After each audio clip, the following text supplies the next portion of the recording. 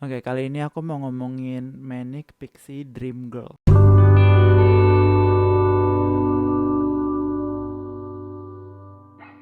Aslinya ada banyak film ya di luar sana atau di Indonesia sendiri yang memiliki karakter Manic Pixie Dream Girl. Manic Pixie Dream Girl itu dibuat biasanya oleh cowok-cowok kesepian yang nggak bisa nyari cewek dan socially awkward untuk bisa ngobatin mereka keawkwardannya itu. Jadi menurut aku Manic Pixie Dream Girl itu adalah cara menulis yang nggak berkarakter. Kalau orang-orang nganggapnya kayak oh karakternya kuat banget, enggak, tapi ini tuh malah nggak berkarakter. Jadi kayak penulis jelek aja yang ngasilin Manic Pixie Dream Girl itu. Tapi akhir-akhir ini nggak akhir-akhir sih. eh, Beberapa karya-karya yang masterpiece menurut aku, karya-karya yang bagus, yang timeless, dari yang memasukkan sosok Manic Pixie Dream Girl di dalamnya biasanya ditulis oleh penulis-penulis matang kan. Jadi karakter Manic Pixie Dream Girl-nya ini tuh beda. Dia itu seperti komentari terhadap Manic Pixie Dream Girl yang lain. Kalau kalian nonton kayak 500 Days of Summer, 500 Days of Summer itu penulisnya sendiri bilang dia itu pengen mengomentari Manic Pixie Dream Girl karena Manic Pixie Dream Girl itu kayak si Summernya itu adalah projektif atau pandangan dari cowok itu sendiri. Kayak aku ngelihat cewek ini tuh sesuai selera musik, terus juga lucu, unik kayak gitu, dan go for it kayak gitu, dan nggak pernah marah, kesannya kayak gitu. Dan padahal itu cewek itu punya karakter lebih daripada sekedar pemuas cowok. Manic Pixie Dream Girl itu adalah cuman pandangan daripada cowok untuk cewek. Wah, cewek impian tuh kayak gimana, Manic Pixie Dream Girl, kayak Build a Beach lah Manic Pixie Dream Girl itu.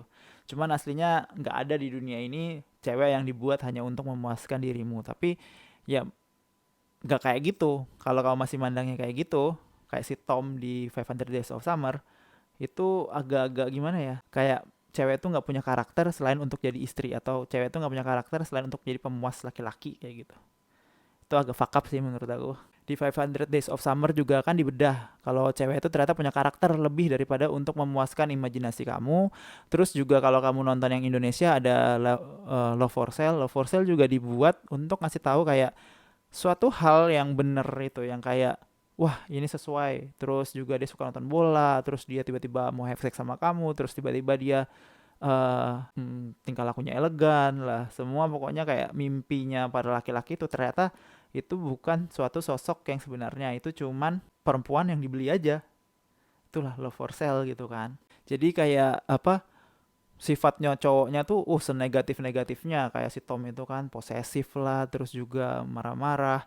Terus kayak love for sale cowoknya tuh ya kotor lah, terus juga kasar, galak kayak gitu. Sedangkan si ceweknya tuh bener-bener digambarin kayak cewek-cewek yang baik dan nerima cowok itu apa adanya, walaupun dia itu dalam artian banyak kekurangannya. Dan yang bagus itu ternyata tuh ya nggak ada orang yang mau sama mereka dengan sifat mereka yang kayak gitu.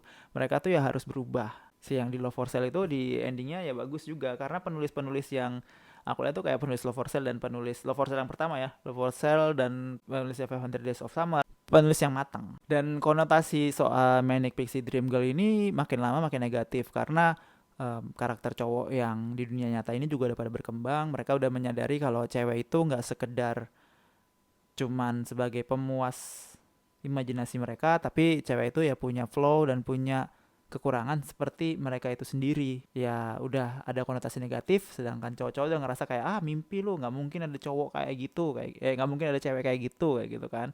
Dan karena aku ngerasanya kayak banyak banget yang ngebahas soal konotasi negatif dari Manic Pixie Dream Girl, tapi nggak ada satupun orang yang pernah ngebahas Manic Pixie Dream Man. Kayak misalnya ada cowok yang galak sama semua cewek tapi baik sama satu cewek, itu kamu doang. Kayak terus juga cowok kaya, eh baik, terus suka sama cewek berandal, terus miskin misalnya kayak gitu kan. Padahal ya bukannya kenapa-napa, ya sama aja.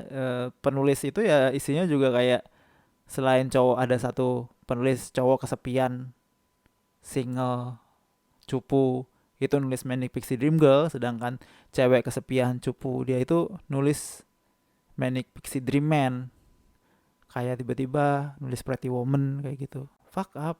Tapi ya ya udah, Kayak kalau yang cowok tuh kayak nggak ada yang ngeritik kayak Manic Pixie Dream Man is not exist, itu nggak ada yang nulis.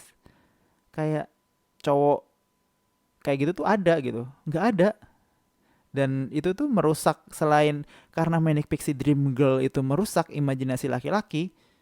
Kayak kamu lihat misalnya ada Belle Delphine gitu kan, terus juga ada cewek e-games, e-girl lain gitu yang kamu anggap kayak mungkin sama kamu, dan karakter yang dia tunjukin di Instagram atau di stream itu adalah karakter sebenarnya. Enggak, itu bukan karakter sebenarnya, itu cuman permainannya aja. Dan cowok-cowok tuh rusak otaknya, kenapa sih cewek nggak bisa kayak waifu aja kayak gitu misalnya, atau kenapa sih cowok nggak bisa kayak misalnya ngambil sosok cowok kaya terus pinter terus baik gitu kan. Gak ada orang sempurna itu. Dan cepat kamu sadar gak ada orang sempurna, cepat kamu ngilangin keinginan kamu untuk cari orang sempurna, tapi cari orang yang untuk berkembang bareng. Simpelnya sih kayak gitu. Kalian harus bisa bedain mana yang fiksi, mana yang nyata, karena banyak banget orang gak bisa bedain fiksi sama nyata. Jadi ya pokoknya untuk sehatnya kamu dalam romantic life-mu itu, menurut aku ya kembali ke bumi, terus lihat mana yang benar, mana yang salah,